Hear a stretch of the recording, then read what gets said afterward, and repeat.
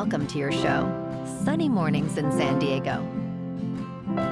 I'm your host, Melissa, and it's Tuesday, February 18th. You'll be interested to know, 163 years ago, today in 1861, Jefferson Davis was inaugurated as Provisional President of the Confederate States of America, marking a significant moment in the American Civil War.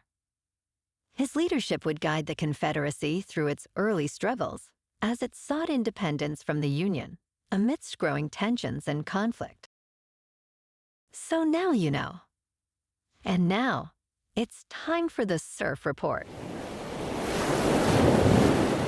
Wednesday through Friday will experience consistent wave heights starting at knee to waist high and building to chest to shoulder high by Friday evening. Mornings will feature clean conditions with light offshore winds, while afternoons shift to choppy as winds transition to onshore. Expect the best surf early in the day before conditions deteriorate later on. Tuesday at Tourmaline and South San Diego. It's looking clean this morning with waist to chest high sets, light sideshore winds, and choppy conditions. Waves hold around 5 to 7 feet through the morning, transitioning to fair conditions by 9 a.m. Winds remain sideshore until early afternoon, when they shift onshore at about 10 to 15 mile per hour, causing a slight increase in chop. Expect 4 to 6 foot sets into sunset. Best time to ride is at 9 a.m. with a 2-foot incoming mid-tide, when the west swell is 4.5 feet at 15 seconds, and the sideshore wind is 8 mile per hour. The first low tide Tuesday will be 1.5 foot at 6:45 a.m., with a 2.5 foot high tide at 12:15. The nearshore buoy at Scripps in La Jolla reads 58 degrees for the water temperature. This morning, it's cloudy and it feels like 54 degrees, with 8 mile per hour wind. The sunset will take place at 5:37, and it will rise again tomorrow at 6:27. It looks like we're in for some partly sunny skies today, with a high near 64 and a light southwest breeze. Tonight, expect some patchy fog after 10, with partly cloudy conditions, then a low of 49, along with light winds. Looking ahead in the weather, expect mostly sunny days on Wednesday and Thursday, with highs near 67 and light northwest winds. Friday and Saturday will be sunny as well, with highs near 71 and 72. Nights will be mostly clear, with lows in the 40s and 50s. Bonjour, food enthusiasts. This podcast is brought to you by Versailles Cafe and Pastries in Encinitas. Nestled on El Camino Real South, just north of Encinitas Boulevard, this cafe is a haven for culinary delights. Indulge in their amazing Eggs Benedict or their gluten-free crepes. You can grab a panini for lunch or just breeze on through to get your morning coffee. They are open every day from 8 to 5. So stop on by and don't forget to tell them Sunny Morning sent you. In local news, San Diego County's regional planning agency, known as SANDAG, has unveiled a comprehensive analysis aimed at rerouting trains from the eroding Mar Bluffs, expanding options from 3 to 16. The agency's extensive report, released on February 7th, explores alternatives including tunnels, seawalls, and relocation to the Interstate 5 corridor from Oceanside south. Cost estimates range from $1.9 billion for seawall maintenance to as much as $45 billion for relocating the route. SANDAG aims to present refined recommendations for 3 or 4 routes at their board meeting on February 28th.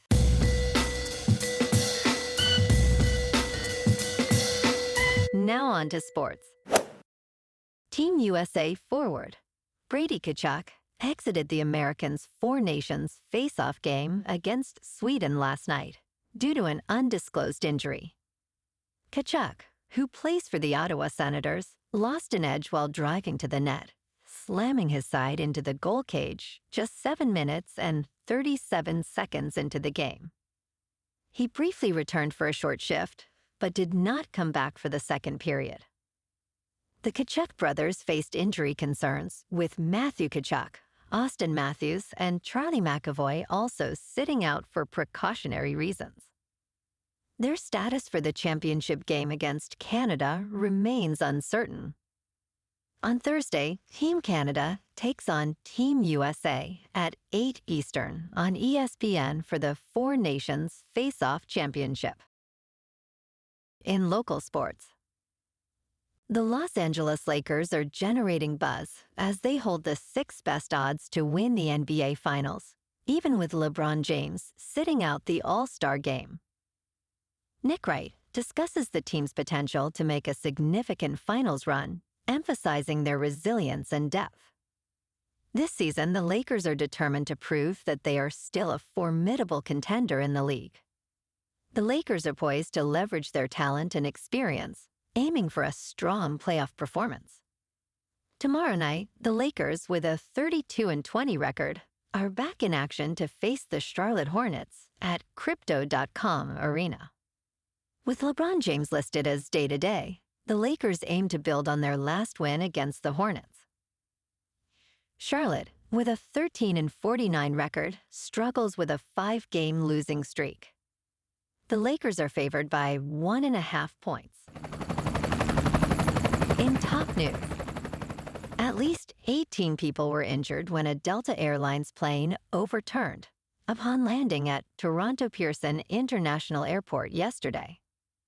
Video footage showed the plane flipped upside down, with emergency workers evacuating passengers.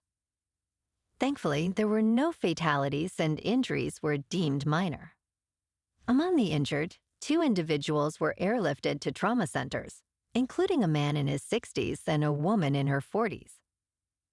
The Federal Aviation Administration confirmed the flight was arriving from Minneapolis-St. Paul International Airport. The Transportation Safety Board of Canada will investigate the incident.